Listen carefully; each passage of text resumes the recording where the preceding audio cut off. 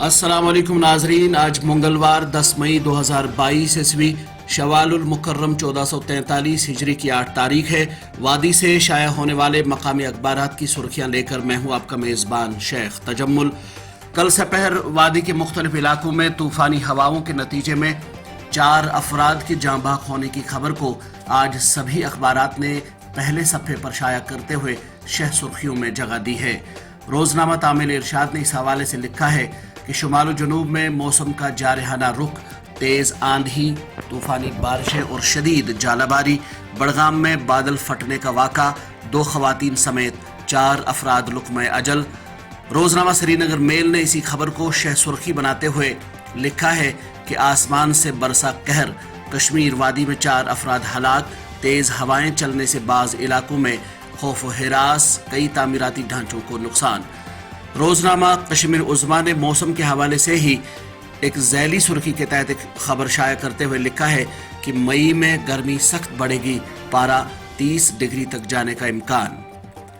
Lieutenant governor Manoj Sinha کی جانب سے شہر کشمیر زرعی یونیورسٹی کشمیر کے طلباء کے ایک گروپ کو امریکہ دورے پر روانہ کرنے کی خبر کو بھی لگ بھگ سبھی اخبارات نے اپنے پہلے صفحے پر چھاپا ہے۔ روزنامہ کشمیر عظمیٰ نے اس حوالے سے لکھا ہے کہ نئی قومی تعلیمی پالیسی کا مقصد نوجوانوں کو با اختیار بنانا۔ آزاد ہندوستان اور جموں کشمیر عنوان سے منعقدہ سیمینار سے لیفٹیننٹ گورنر منوج سنہا کے خطاب کی خبر کو اپنے پہلے صفحے پر شائع کرتے ہوئے روزنامہ تعمیل ارشاد رقم تراز ہے کہ آئیے ایک خوشحال جموں کشمیر کی تعمیر کا عزم کریں۔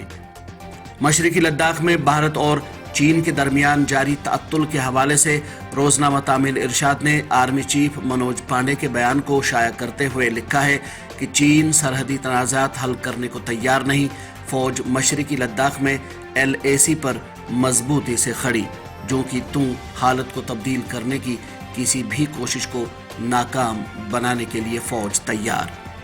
پاندوشن کانجی اولر میں شبانہ تصادم آرائی کے حوالے سے خبر کو نمایاں طور اپنے پہلے صفحے پر شائع کرتے ہوئے روزنامہ کشمیر عظمیٰ لکھتا ہے کہ پاندوشن کانجی اولر شوپیاں میں شبانہ تصادم، 2 شہری اور فوجی اہلکار زخمی۔ روزنامہ آفتاب نے بھارت کے وزیر داخلہ امیت شاہ کے حوالے سے ایک خبر اپنے پہلے صفحے پر شائع کی ہے اور جس کی سرخی ہے کہ سرحدی حفاظتی فورس نے جموں کشمیر میں قانون کی بالادستی قائم کرنے میں اہم رول ادا کیا۔ فورس نے اس وقت اپنا کردار نبھایا جب وادی میں شعلے اٹھ رہے تھے، امیت شاہ۔ ناظرین، یہ تھی آج وادی سے شائع ہونے والے مقامی اخبارات سے لی گئی کچھ سرخیاں۔